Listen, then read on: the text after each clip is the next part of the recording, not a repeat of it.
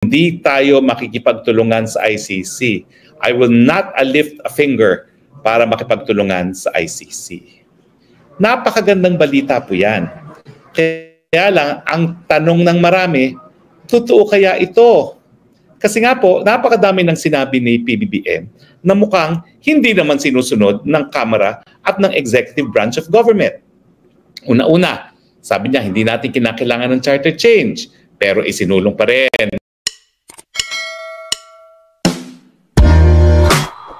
posibilidad na maisalba pa ang unit team.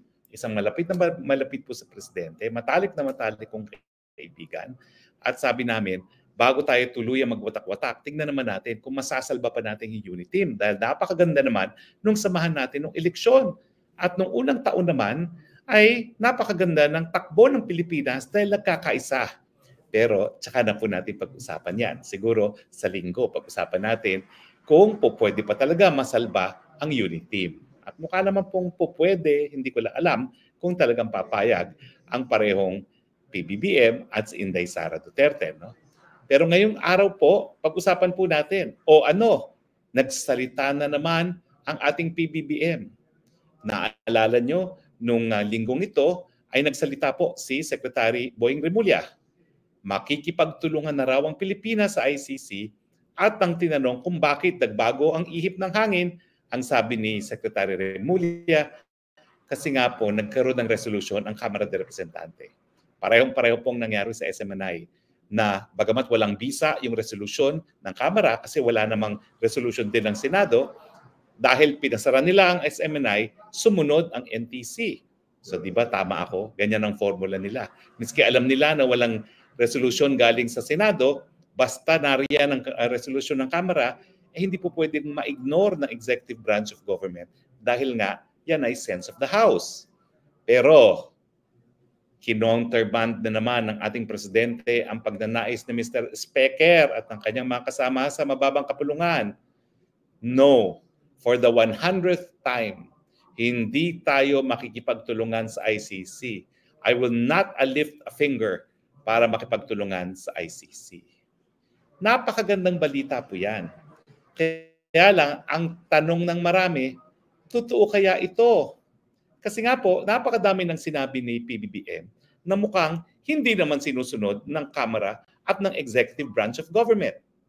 Una-una, sabi niya, hindi natin kinakailangan ng charter change, pero isinulong pa rin ni Specker, the presidential sa Kasin. Pangalawa, itigil ang pirma dahil yan ay talagang hindi niya katanggap-tanggap dahil nga nanunuhol pa at saka hindi siya papayag na mabuwag ang Senado. Sinuway ni Mr. Specker, bagamat sa harap ni Presidente nagkaroon na ng kasunduan na mangunguna na rito ang Senado.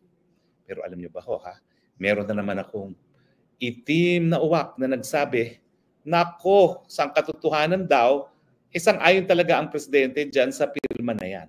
Hindi ko po alam ang katotohanan, pero tsaka po natin pag-usapan yan dahil meron po talaga akong nakuhang impormasyon tungkol dyan.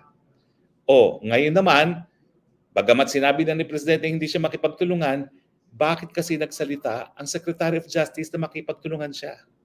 Sino na naman ang masusunod? Mr. Specker o Mr. President? Well, obvious po ang mga pangyayari ngayon. Mukhang hindi po talaga tayo sigurado kung sino ang masusunod. Hindi na po tayo sigurado kung sino may control sa ating bansa. Sa katunayan po, sa ating sistema ng gobyerno, ang presidente ang pinakamakapangyarihan sa executive branch of government, bagamat sa lehislatibo na co-equal branch of government niya, talagang namumuno niyan ay si Speaker at saka si Senate President.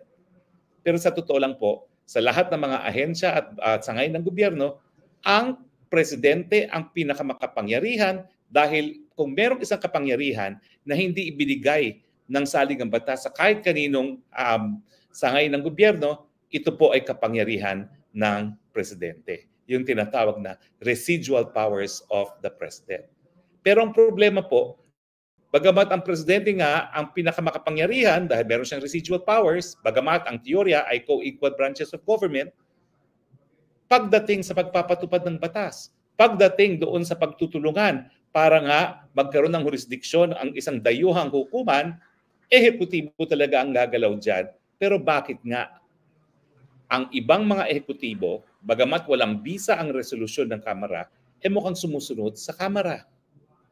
So kung kayo po ang dating Presidente Digong at si BP Sara na po pwedeng ma-issuehan ng warrant of arrest at kinakailangan ng pagtutulungan ng gobyerno sa pag-aaresto sa kanila, ano pong mararamdaman nyo sa sinabi ni Presidente sa kabila ng katotohanan na hindi naman nasusunod of late ang mga nagsasabi ng Presidente? Tapatan po. Talagang naging matindi po ang tensyon sa panig ng Duterte at ng Marcos dahil nga po dito sa issue ng ICC. Nabalita ko na po sa inyo na talagang nagkaroon po ng pagbabago ng ihip ng hangin. Ang impormasyon ko po, si Presidente mismo, yung sinabi niya na pag-aaralan ng pagbabalik sa ICC kasi nga may nagmarites sa kanya na nagdi-destop daw si Presidente, dating Presidente Duterte. Ang aking panindigan, hindi po totoo yan. Bakit naman susuporta ang dating Presidente Duterte sa destop na magiging dahilan na mawala rin naman dato ang sarili niyang anak na si Vice President Sara Duterte? At ang sabi nga niya, pag nagkaroon ng destabilization at pumasok ang military, gagawin lang nilang palamuti ang Vice President kung siya ang gagawing symbolic head of government. Kaya ang sabi niya, sasabihin niya pag mangyari yan si VP Sara, huwag kang tatanggap dahil gagawin ka lang puppet ng militar.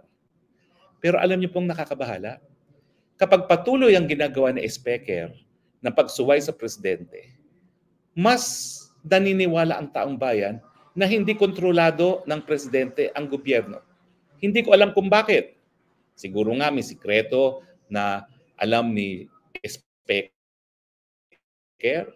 kaya ganun na lang kung paano niya lapastanganin ng Presidente. Or siguro nga may mga pananahon na talagang hindi in control ang Presidente. Hindi ko po alam kung ang katotohanan dyan.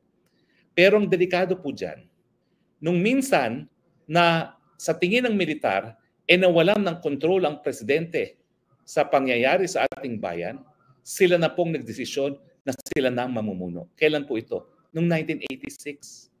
Nung nagkaroon ng perception ng militar na talagang may sakit na ang dating Presidente Marcos Sr. at hindi na niya kontrolado ang military at ang kanyang gobyerno, kanya-kanya na, nag-alsa po sila. Bumitiw po sila sa chain of command at pinaligiran sila ng taong bayan. Ngayon po, ginugunita natin yon as people power. People power po ang tawag natin, pero sa katotohanan, kudita po yun. Militar ang nagsabi, ayaw na namin dahil hindi na kontrolado ni Marcos Sr. ang gobyerno. Diyan po ako natatakot. Abay, baka dumating sa punto dahil nga kontra ng kontra Speaker, na isipin ng militar na hindi na kontrolado ng Presidente ang gobyerno. At kapag naisip ng militar na naman yan, gaya na nangyari sa Thailand, gaya na nangyari sa Myanmar, baka magdesisyon sila na ang magiging liderato. Patay na naman ang demokrasya natin. Ako po, yes, tagapag-suporta po ako ni BP Sara, pero ayaw ko po yan. Dahil kapag ang militar ang nagdesisyon na sila na ang magiging leader ng bayan, mawawala na rin po ang mandato ni BP Sara. Noong 1986 po, ang sabi ng Korte Suprema, nagkaroon tayo ng revolutionary government dahil nga nag-aalsa. So nabaliwala ang saligang batas, nabaliwala ang termino ng lahat na halal na opisyales. Naalala nyo, di ba? Marcos Tolentino noon, pero nawalan sila ng mandato. Ganyan din po ang mangyayari. Kaya ayaw kong mangyari yan dahil ayaw kung mawalan din ng mandato si BP Sara na halal ng 32 million Pilipinos. Huwag naman po. Pero ngayon pa lang, Dear PBBM, na mahal ko pa rin, sana po ipakita nyo na kontrolado ninyo ang gobyerno dahil nagmamasid na po ang militar kung sino talaga ang calling the shots and who is in control of government. Pag sila'y nagkaroon ng desisyon na wala nang may control sa gobyerno, at naghihimasok na ang mga walang mandato, bakit naman sila papayag? Di sila na, dahil sila naman may hawak ng baril. Miski wala silang mandato, iisipin nila, wala rin naman mandato yung nag-control ng gobyerno. Nasa tingin ng marami ay si Mr. Speaker at iba pang mga walang mandato galing sa taong bayan.